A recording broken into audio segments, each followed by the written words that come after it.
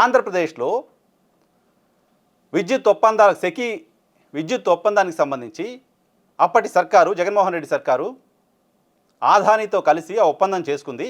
ఆ ఒప్పందం కారణంగా ఆంధ్రప్రదేశ్ ప్రజలపైన 1,00,000 కోట్ల రూపాయల భారం పడింది. జగన్మోహన్ రెడ్డికి అమెరికా కేంద్రంగా ఆదాని 1,700 కోట్ల రూపాయల డబ్బులు ఇచ్చారు. ఇవన్నీ మీ పత్రికలో రాశారు కదా. అప్పుడు ఆ ఒప్పందాన్ని రద్దు చేయాలి కదా. ఆ ఒప్పందాన్ని రద్దు చేయమని మీరు అడగాలి కదా.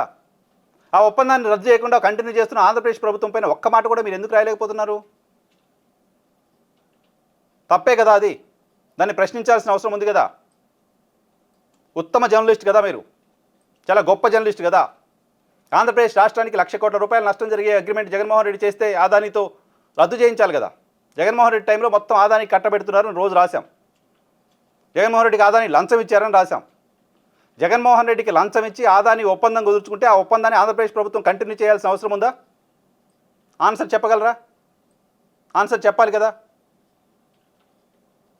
ఈ మొత్తం వ్యవహారంలో టెక్నికల్ ఇష్యూస్ జోలికి పోకుండా నాకు తెలిసిన పొలిటికల్ విమర్శలు చేసే తరహాలో విమర్శలు చేసి వదిలేద్దాం అనుకుంటే పలచనైపోతున్నారు కదా.